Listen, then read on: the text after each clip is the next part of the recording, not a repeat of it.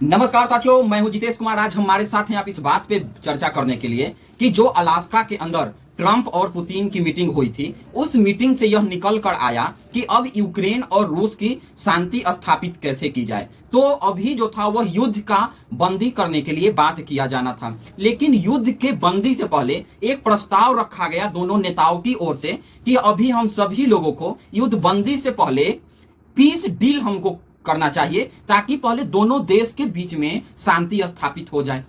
तो अब आप पूछिएगा कि वे तो बात हुआ था ना सर दोनों के बीच में। जी हाँ, बात हुआ था कि दोनों के बीच में अब पीस डील हो सकता है, लेकिन इसमें एक जो लोचा आ गया, लोचा यह आ गया कि डील किसके किसके बीच हुआ। डील हुआ पुतिन और डोनाल्ड ट्रंप के बीच। तो क्या युद्ध रसिया और अमेरिका के बीच हो रहा था? तो युद्ध तो रसिया और अमेरिका के बीच हो नहीं रहा था। तो युद्धबंदी के लिए जो डोनाल्ड ट्रंप आए थे वह पुतिन ये जेलेस्की का पक्ष लेकर आए थे कि हम जो जेलेस्की की बात है ना वह अपने साइड से रखेंगे, ताकि हम जेलेस्की के जो बात है वह बता सकें कि जेलेस्की यह चीज मांगना चाहते हैं या युद्धबंदी करना चाहते हैं। अब इतना ज्यादा कॉन्फिडेंस के अंदर आखिर क्यों दिखाई पड़ रहे थे ट्रंप? क्योंकि हम सभी लोग, आपने देखा होगा कि कुछ समय पहले जब जेलेस्की को जब चुनकर राष्ट्रपति अमेरिका के डोनाल्ड ट्रंप आए थे, उसके कुछ ही दिन के बाद ट्रंप ने इस बात को जेलेस्की को समझाने के लिए उसको पूरी तरीका से भरे मीडिया के बीच में पूरा बेइज्जती किए थे कि तुम ही के कारण युद्ध है, तुम ही ऐसे हो, तुम ही वैसे हो। लेकिन बीच में ट्रंप जो है वह यूरोपियन यूनियन के दबाव में आकर वह अपना जो पक्ष है ना, जो पक्ष रखने का तरीका उसको चेंज कर दिया और वह बताने लगे कि जो चीज अभी तक रेगुलाइज हो रही थी, मतलब कि पुतिन के जो डोनाल्ड ट्रंप थे वह विरोध में चले गए कि अब युद्ध जो है वह पुतिन के कारण हो रहा है। पहले जो युद्ध था वह चल रहा था डोनाल्ड ट्रंप के कारण, लेकिन अब पुतिन के कारण हो गया। इसीलिए पुतिन पर दबाव डालने के लिए भारत को जो क्रूड ऑयल लेता था उस पे दबाव बनाने लगे कि अगर अमेरिका मना कर रहा है कि भारत क्रूड ऑयल नहीं लेगा, मतलब नहीं लेगा। अब हम लोग बात करते हैं कि तो क्या बात बना क्या दोनों के बीच में, पुतिन और ट्रंप के बीच में? तो जहां तक बात थी वह यह बात पर दोनों नेताओं सहमत हो गए थे कि पुतिन को यह ऑफर दिया गया कि आप अभी तक जितना क्षेत्र यूक्रेन का कब्जा चुके हैं वह क्षेत्र अब आपका हो गया, लेकिन जो क्षेत्र पे अभी भी पुतिन का कब्जा नहीं हुआ वह यूक्रेन को होगा। तो इससे तो यूक्रेन को घाटा हो गया। घाटा क्योंकि वह जमीन तो जो पुतिन लेना चाहते थे वह तो ले चुके, जो डोनबास वाला जो जमीन है वह तो टोटल ले चुके। अब समझौता भी अगर होगा तो वही जमीन के मामले में होगा, जबकि जेलेस्की का बोलना यह है कि हमारा जो जमीन है वह हमें वापस चाहिए। और पुतिन का बोलना यह है कि उस जमीन के लिए 3 साल हम सैंक्शन से हैं, सारे देशों का, यूरोपियन यूनियन का, अमेरिका का, बहुत सारे सैनिक मरवा दिए और इसी के लिए तो युद्ध चल रहा है। और अभी आप बोल रहे हैं कि जमीन छोड़ दें, तो और दूसरी साइड से पुतिन अब जीतते जा रहे हैं क्योंकि वह हमेशा अंदर की ओर घुसते जा रहे हैं। जो विनर होगा वह क्यों पीछे हटना चाहेगा युद्ध से? पीछे तो कमजोर वाला हटता है, तो अभी कमजोर पक्ष तो यूक्रेन का है, तो पीछे तो हटना यूक्रेन को पड़ेगा। लेकिन जेलेस्की भाई साहब, जेलेस्की भी इस बात को आड़ में बैठे हुए हैं कि जी नहीं, जो होना है से होगा, लेकिन हम भी पीछे नहीं हटने वाले हैं।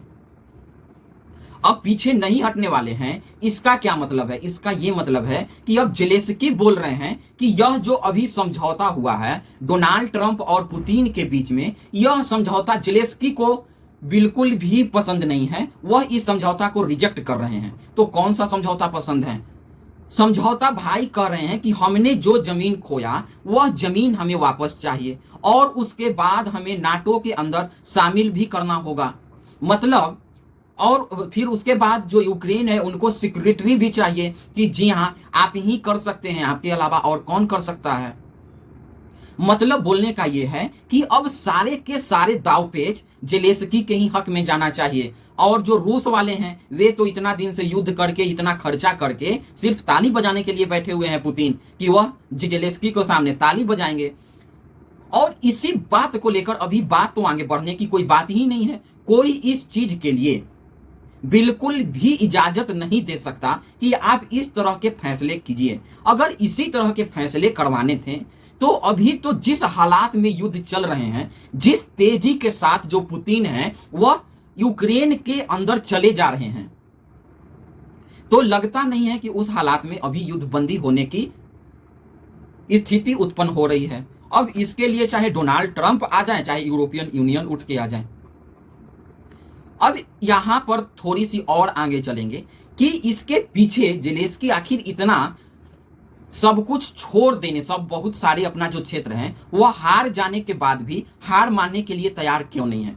तो देखिए, हार मानने के लिए तैयार इसलिए नहीं है क्योंकि उनको यूरोपियन यूनियन वाले पूरी प्रकार से चढ़ाए हुए हैं, मतलब हवा मारना कि अरे बेटा तुम कर जाओ, तुम तो जीत ही जाओगे पुतिन के साथ।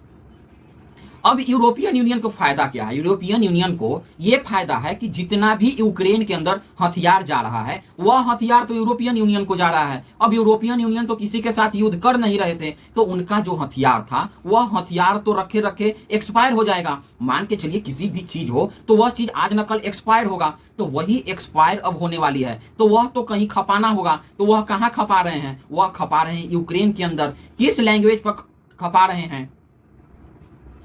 तो यह हवा दे देकर एक प्रकार से फंसाने की कोशिश है कि तुम किसी भी प्रकार के कुछ भी करते रहो, हम तुम्हारे साथ हैं। अब जो यूरोपियन यूनियन जो हथियार दे रहा है यूक्रेन को, वह हथियार फ्री में तो दे नहीं रहा है, उसका तो अपना कॉस्ट जोड़ते जा रहा है। तो आखिर यह कब तक इसी प्रकार से चलते रहेगा? अब किसी को भी कुछ समझ नहीं आ रहा है कि जो अभी नतीजे साथ साथ आया है वह नतीजे आगे भी आने वाली स्थिति में युद्ध विराम की ओर जा रही है। तो अगर अब जो डोनाल्ड ट्रंप हैं यह भाई साहब बिल्कुल बीच में फंस चुके हैं, क्योंकि यह इलेक्शन में यही बोलकर आए थे कि हम आएंगे और 1 मंथ के अंदर युद्ध का बंदी हो जाएगा। लेकिन भाई साहब आ तो गए, युद्ध बंदी नाम का तो छोड़िए, और युद्ध ज्यादा ही बढ़ते जा रहा है।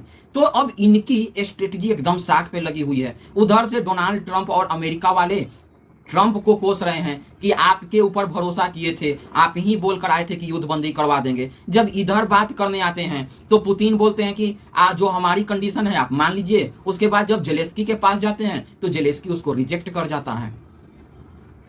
अब जेलेंस्की का यहां बोलना यह है कि हमारा जो संविधान है, संविधान इस चीज को करने का, जो टेरिटरी देने का, जो जमीन है वह देने का अलाउ नहीं करती है। अब वहां के संविधान में यह नियम दिया गया है कि अगर कोई जमीन देश से बाहर देना है तो देश के अंदर रेफरेंडम करवाना होगा, उनसे पूछना होगा कि यह जमीन हम उस टेरिटरी में जाना चाहता है, हम जमीन दे दें।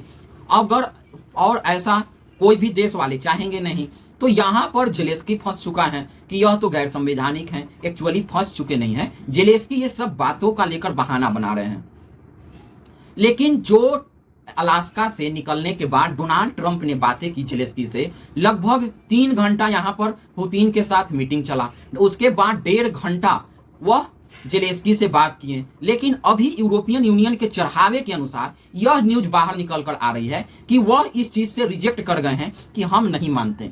अब हम नहीं मानते तो कौन मानेगा? तो जरा इस चीज का अभी इंफॉर्मेशन देखने को बाकी है कि आगे और क्या क्या ऑप्शन हो सकता है। अब इसी बीच में जो डोनाल्ड ट्रंप है उनका कल के कल मीटिंग होगा जेलेंस्की के साथ, और मीटिंग में क्या निकल कर आएगा, जो भी आएगा कि वह जो बात है वह मानते हैं नहीं मानते हैं, क्या हो सकता है, सारी सिचुएशन पे आगे हम जरूर आप सभी लोगों को इन्फॉर्म करेंगे। आपको हमारी अगर वीडियो अच्छी लगती है तो आप अपने दोस्तों के पास जरूर शेयर कीजिए और उनसे सब्सक्राइब कराइए। आप भी सब्सक्राइब कीजिए, शेयर कीजिए और लाइक कीजिए। अगले वीडियो में मिलते हैं, जब तक जय हिंद जय भारत।